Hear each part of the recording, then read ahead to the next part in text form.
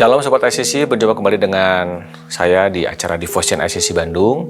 Kita akan melanjutkan seri Terjaga dan Terpancar. Kali ini part kedua. Di Devotion yang lalu kita bahas bagaimana kita menjaga hati, ya. Dan kita lihat kisah Yusuf, bagaimana dia luar biasanya menjaga hati, sehingga akhirnya kita lihat bahwa kehidupannya juga terpancar. Nah, kita akan baca kembali di Amsal 4 ayat 23, jagalah hatimu dengan segala kewaspadaan, karena dari situlah terpancar kehidupan. Nah, Yusuf menjaga hatinya, kemarin kita lihat belajar bagaimana dia tetap taat di dalam Tuhan, ya, berdiri di dalam standarnya Tuhan, sehingga dia bisa menolak godaan yang datang, ya, atau bahkan luka-luka masa lalunya, tetapi dia tetap memilih benar di dalam Tuhan. Tapi apa hasilnya, saudara? Kalau kita lihat di firman Tuhan, dia berakhir di fitnah dan akhirnya masuk penjara. Nah, pertanyaannya adalah, apa gunanya menjaga hati kalau ternyata hidup kita malah tidak berubah atau malah semakin hancur? Itu menjadi pertanyaan bagi kita. Nah, tetapi kita lihat bagaimana akhirnya Tuhan mengubahkan cerita kehidupan Yusuf, malah menjadi semakin luar biasa. Kita lihat jadi dampak, jadi berkat, dan kehidupannya terpancar keluar. Nah, ketaatan tidak selalu langsung mengubah keadaan, saudara, tetapi selalu membentuk arah kehidupan. Nah, saya percaya ketaatan-ketaatan kita sama seperti yang Yusuf alami akan mengubah arah kehidupannya. Kita akan baca di Kejadian 39 ayat 20 sampai 23. Lalu Yusuf ditangkap oleh tuannya dan dimasukkan ke dalam penjara, tempat tahanan-tahanan raja dikurung. Demikianlah Yusuf dipenjarakan di sana. Tetapi Tuhan menyertai Yusuf dan melimpahkan kasih setianya kepadanya dan membuat Yusuf kesayangan bagi kepala penjara itu. Sebab itu kepala penjara mempercayakan semua tahanan dalam penjara itu kepada Yusuf, dan segala pekerjaan yang harus dilakukan di situ dialah yang mengurusnya.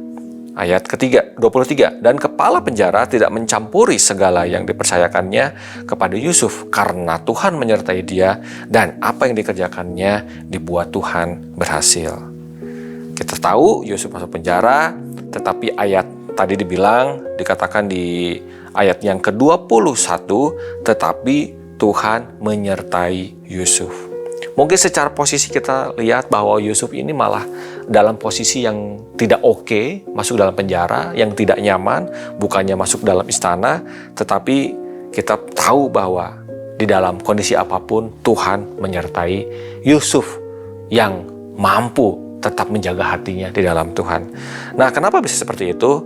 Ya, kita belajar bagaimana akhirnya Yusuf di dalam prosesnya dia menjaga hati dan akhirnya terpancar kehidupan. Nah, kita belajar bagaimana supaya kita bisa terpancar kehidupannya sama seperti Yusuf.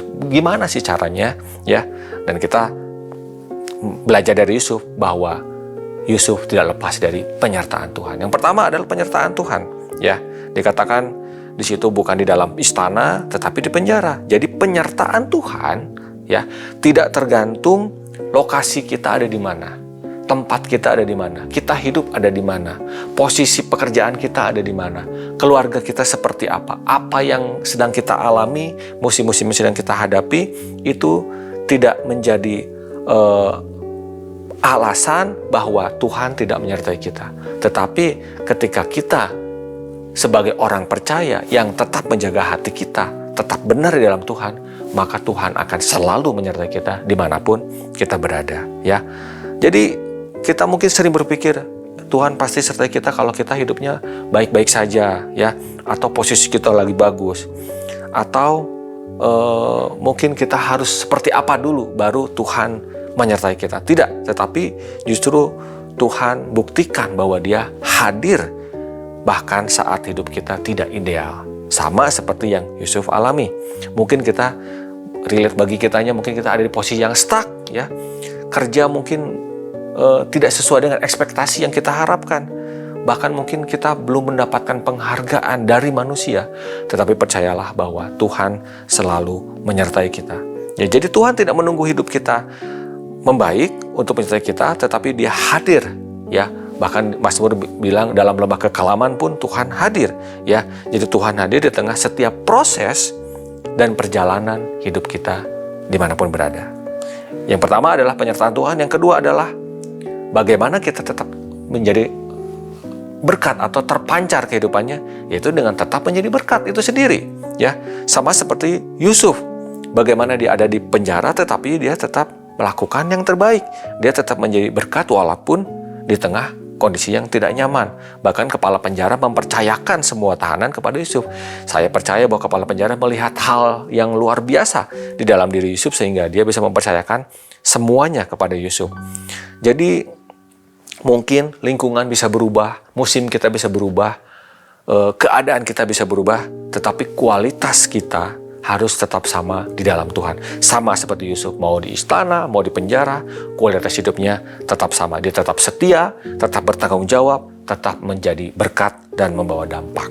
Ya, jadi jangan kita berpikir ngapain saya berusaha maksimal, padahal keadaan saya mungkin tidak ideal. Justru di dalam keadaan apapun kita tetap harus menjadi berkat. Orang yang hatinya benar, ya, hatinya benar tadi, tidak menunggu tempat yang ideal atau tempat yang benar untuk hidup benar. Jadi kita bisa hidup benar dimanapun kita berada dan menjadi berkat. Yang ketiga, bagaimana kita bisa terpancar, yaitu dengan sudah menjadi berkat, yang berikutnya adalah menjawab kebutuhan. Nah, luar biasanya di kisah berikutnya, di ayat-ayat berikutnya di Kejadian 40, bagaimana Yusuf bergaul dengan juru minuman dan juru roti, ya, yang terlihat murung, dan akhirnya Yusuf benar-benar menjadi berkat juga, menjawab kebutuhan apa yang dimiliki oleh si juru minuman dan juru roti ini. Jadi ini penting karena Yusuf benar-benar peduli, ya, sama keadaan orang lain. Dia tidak hanya peduli egois sama keadaan dirinya sendiri, tetapi dia benar-benar melihat keadaan atau kebutuhan orang lain. Nah, ini hati yang sehat. Ya, hati yang sehat, bahkan yang terpancar kehidupannya, itu yang tidak berpusat pada kehidupan diri sendiri, tetapi tetap bisa melihat keadaan orang lain, bahkan kebutuhan orang lain. Karena kasih itu bisa dinyatakan. Kalau kita punya kasih Tuhan, maka kasih itu dinyatakan sama orang lain juga. Ya, jadi kalau Yusuf fokusnya pada saat itu fokus sama diri sendiri, ya, dia tidak akan bisa jadi berkat. Bahkan dia tidak bisa menjawab kebutuhan orang lain. Ya, bahkan saat kita susah pun, mungkin kita berpotensi untuk egois, tapi Tuhan ajarkan supaya kita tetap bisa menjadi berkat buat orang lain. Hidup yang terpancar bukan tentang seberapa nyaman kehidupan kita. Mungkin saat ini kita nggak nyaman atau belum ideal, ya. Tetapi seberapa besar hati kita untuk tetap hidup buat orang lain. Ya. Jadi kita belajar sekali lagi di part kedua ini, kenapa Yusuf bisa terpancar kehidupannya? Karena tadi kita belajar bagaimana dia menjaga hatinya dan dia tetap menjadi berkat dalam kondisi yang mungkin tidak ideal. Di tempat yang gelap sekalipun seperti penjara, hidupnya terpancar. Nah, bagaimana dengan kita? Mungkin saat ini kita dalam keadaan yang tidak sesuai dengan apa yang kita inginkan, tetapi jangan sampai kita menunggu untuk tetap menjadi terang itu. Karena misi kita, seperti yang Tuhan rindukan, adalah kita menjadi terang dan dampak dimanapun kita berada. Jadi terang tidak menunggu tempat terang untuk bersinar, saudara. Tetapi justru terlihat paling jelas di saat kita ada di tempat gelap sekalipun. Amin.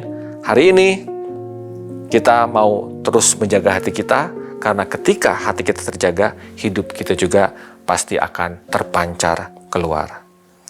Mari kita berdoa. Tuhan Yesus, kami mengucap syukur kalau Tuhan panggil kami untuk hidup menjadi berkat, untuk hidup menjadi terang dimanapun kami berada, walaupun mungkin keadaan kami tidak ideal, tidak seperti apa yang kami pikirkan, tapi kami percaya bahwa Engkau rindu untuk kami bisa menjadi berkat, untuk kami bisa menjadi solusi buat orang lain, baik itu di dalam keluarga kami, di dalam pekerjaan kami, pelayanan kami. Tuhan, Engkau yang taruh berbagai potensi, talenta dalam kehidupan kami untuk bisa kami berikan yang terbaik, dan pada akhirnya nama Tuhan yang dimuliakan. Terima kasih Bapa, berikan kami kekuatan, damai sejahtera, sukacita untuk kami terus berjalan di dalam kehendak Tuhan. Makasih Bapa, di dalam nama Tuhan Yesus kami berdoa dan mengucap syukur.